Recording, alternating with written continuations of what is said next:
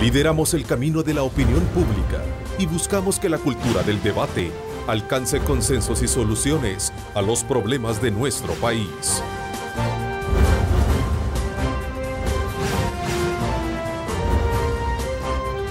Diálogo con Ernesto López.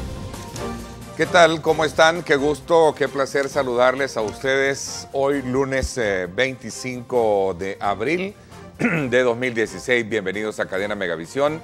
Somos canales 15, 19 y 21 cubriendo todo el territorio nacional como siempre. Mejor momento día lunes para desearle a usted un buen inicio de semana, para trazarse objetivos claros y enfocar todas esas energías positivas para que usted pueda lograrlo y así no perder obviamente la fe en Dios Todopoderoso, que obviamente le va a ayudar a cumplir todas esas metas esta semana. Así es que desde ya bienvenidos a esta emisión más de Diálogo con Ernesto López correspondiente a este día lunes.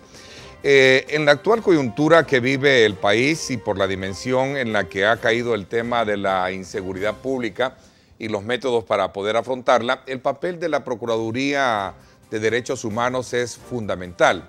Por tal razón, hoy me acompaña su titular, David Morales, con quien vamos a despejar todas aquellas dudas que alrededor de esta institución, obviamente creada a partir de los acuerdos de paz, se están generando. Bienvenido, procurador, qué gusto saludarlo.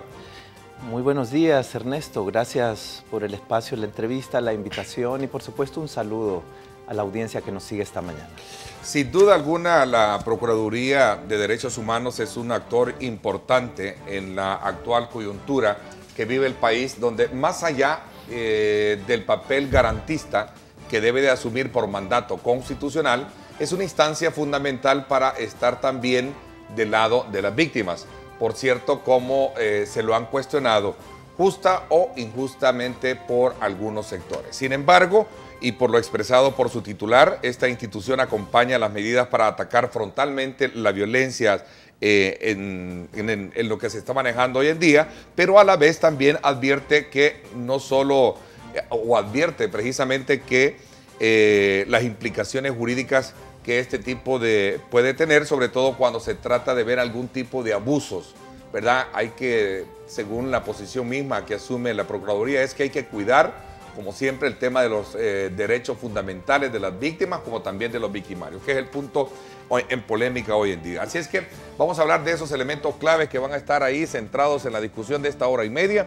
Nos vamos con nuestra compañera de labores, Lorena Melara, para que nos pueda dar también otros insumos que vamos a sumar a esta discusión con el invitado de este día. Adelante, Lorena, qué gusto saludarte. Gracias, Ernesto. Un saludo para ti, para el procurador. Como ya lo mencionabas, la controversia se da al plantear los derechos humanos de estos grupos criminales versus la violencia que abate a nuestro país y de la cual ellos son los protagonistas, cobrando la vida de cientos de salvadoreños. Veamos. El despliegue de militares y policías entrenados para combatir delincuentes tiene a la base cientos de víctimas a las que no les valieron sus derechos humanos, enfatizan analistas.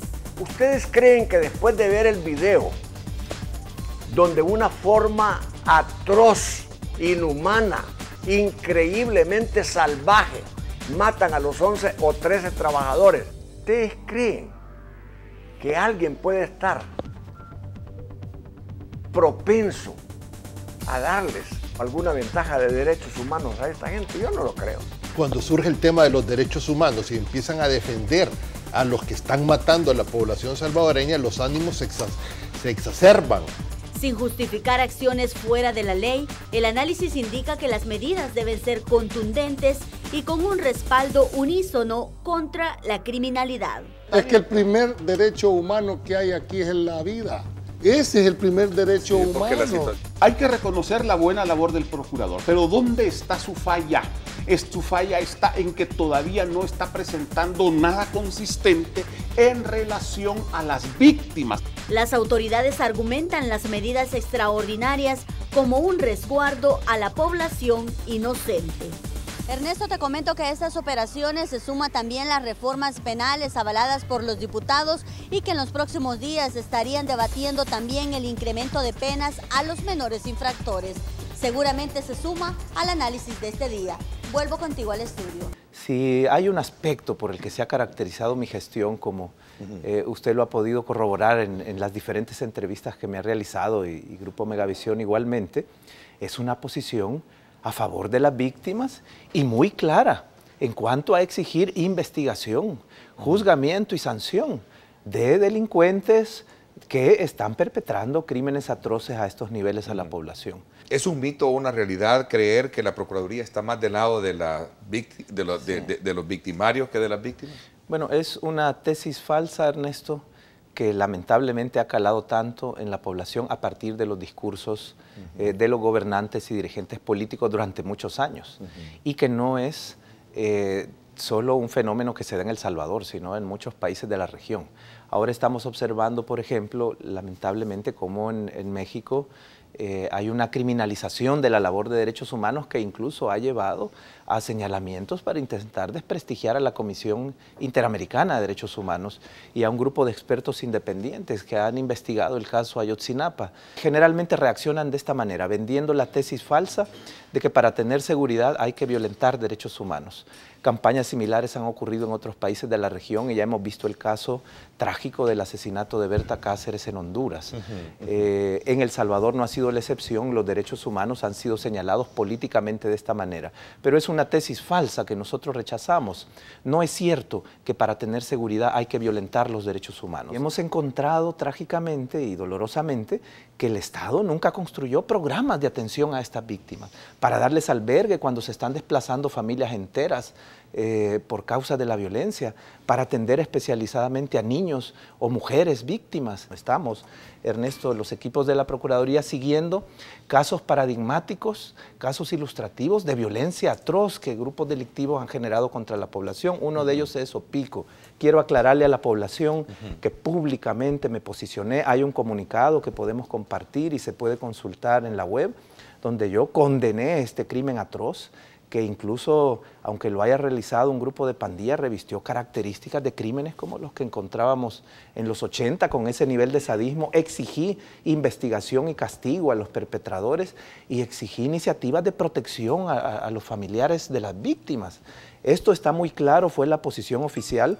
Yo estoy dando seguimiento a este y otros crímenes atroces de las pandillas para evaluar si está siendo eficiente la autoridad que investiga, la autoridad que debería proteger a las víctimas. El crimen es relativamente reciente. ¿No es que la Procuraduría esté a favor de un diálogo con estos grupos?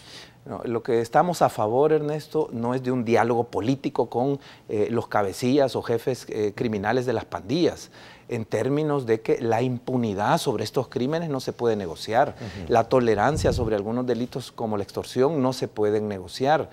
Sí es posible, y esto no es objeto de negociación, sino obligación del Estado, dar los mayores niveles posibles de cumplimiento a la ley penitenciaria, pero privilegios ilícitos e inaceptables, como los que se han visto en los videos de diferentes años y periodos dentro de las cárceles, este tipo de privilegios tampoco son negociables, ¿verdad?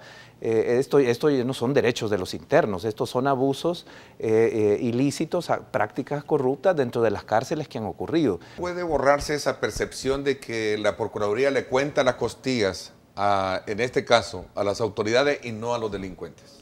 Bueno, hay que tener mucho trabajo, Ernesto, en aclarar los posicionamientos institucionales, y yo agradezco su invitación por eso esta mañana, que da cuenta del pluralismo de su espacio, porque hay que aclararle a la población. Yo he lamentado, y no es posición solo de la Procuraduría, he lamentado que la educación en derechos humanos, la educación para la paz, para la democracia, nunca ha sido una prioridad en nuestra currícula educativa. El Estado no se puede volver igual o peor que el criminal. Yo lo decía, condeno el atroz crimen de Opico. Hay sospechas de extralimitación, de violencia ilegal por parte de la policía. No estoy hablando de otro patrón de violencia que es muy identificado por ustedes, los medios de comunicación, que es la violencia que aquí se denomina de exterminio, que serían posibles grupos que tienen como propósito asesinatos de personas con fines de limpieza social y que atacan aparentemente pandilleros. El patrón de la violencia está muy claro. Me parece que la militarización no es la apuesta fundamental. Llevamos optando por la militarización desde la década de los 90, más de 20 años acudiendo a la militarización y mire dónde estamos. Es decir, no es por sí misma una unidad ni la militarización la que nos va a sacar del problema de la violencia. Puede ser una medida específica, coyuntural, que tenga un impacto positivo en la contención del delito. Militarización, continuar militarizando para afrontar este proceso, no lo ve con buenos ojos la Procuraduría. Me parece que no será la solución, no es tampoco el objetivo, dijéramos, el espíritu de la Constitución. Lo que sí me preocupa es que la Asamblea Legislativa, en la aprobación de estas reformas, ha retrocedido en los estándares de discusión de las mismas, de libre debate, el estándar democrático de participación de diferentes instituciones, que sí ha estado observando en otros procesos de formación de ley y que es una buena práctica que se ha fortalecido en los últimos años en la Asamblea. Sí me parece que hay otras propuestas de reformas que aún no se aprueban, con las que no estoy de acuerdo y creo yo que pueden ser peligrosas para los estándares democráticos y que no serán realmente efectivas o que pueden crear un nuevo problema. Por ejemplo, la de armar grupos de defensa comunitaria, ¿verdad? Me parece que este es un germen del paramilitarismo que también tanto dolor y violaciones a los derechos humanos dejó en el pasado. Son estructuras fuera del control del Estado, sin entrenamiento, ¿verdad? Que pueden también activarse para la venganza privada o incluso para fines políticos. Imagínense que en pleno fragor con la polarización político-partidaria en las campañas que tenemos, en pleno fragor de ese exacerbamiento, de pronto tenemos en las comunidades grupos armados. Que alcance puede tener una dimensión de esa naturaleza. Son comités ciudadanos para garantizar seguridad. Sí, pero se habla de armar y que incluso hay en la propuesta se contempla una atenuación de la responsabilidad penal y con disposiciones muy abiertas que pueden hacer acciones en orden a garantizar la seguridad y la vida de esa población. Un pronunciamiento a alto de estos crímenes no se escucha del procurador. Ahí está la molestia de los salvadoreños. En todo caso, no sé si de qué se trata. Es decir, ¿será que queríamos ver al procurador, por ejemplo, en la zona de Opico cuando se dio ese atroz crímenes? Bueno, Ernesto, yo creo que los posicionamientos públicos están ahí. Tengo registro de ellos. En general, los medios que cubren mis conferencias de prensa o mis declaraciones durante diferentes actividades públicas dan un nivel importante de cobertura. Por supuesto, yo quisiera que hubiera más espacios como los que su medio me otorga, ¿verdad? En esta entrevista y que pudieran dar una cobertura mayor, que este mensaje pudiera tener mayor difusión. Que hubiera esta disposición de muchos de los grandes medios de comunicación de difundirla de mejor manera. Pero creo que también está el estigma que por años han tratado de generar esta visión falsa de la Procuraduría, que defiende derechos de los delincuentes. Tenemos la misión constitucional de velar por la situación de las personas privadas de libertad y por el debido proceso. Pero en el marco de la situación de violencia yo ya expresé cuál es mi clara posición a favor de las víctimas y las acciones que estamos llevando adelante. Tenemos ciertas facultades, ¿verdad? Y también ciertas limitaciones. Los funcionarios públicos solo tenemos las facultades que nos da la ley, ¿verdad? Nosotros no podemos en el territorio, si no nos corresponde investigar el delito, que eso le corresponde a la Fiscalía General de la República, ni somos ningún órgano auxiliar de la Fiscalía, no nos corresponde estar durante un procedimiento policial, incluso entorpeciendo la labor de la policía. Gracias a usted, amigos, que nos han sintonizado a lo largo de esta hora y media. Como siempre, el mejor deseo para que puedan cumplirse todos los objetivos, todas las metas que se tracen para esta semana. Ponga mucha fe en Dios y seguramente así será bien cumplido. Así es que desde ya, gracias, los espero a las 8 de la noche.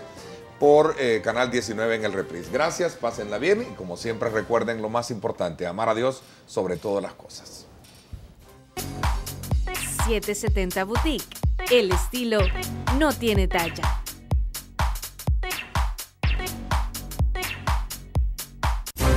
Lideramos el camino de la opinión pública y buscamos que la cultura del debate alcance consensos y soluciones a los problemas de nuestro país.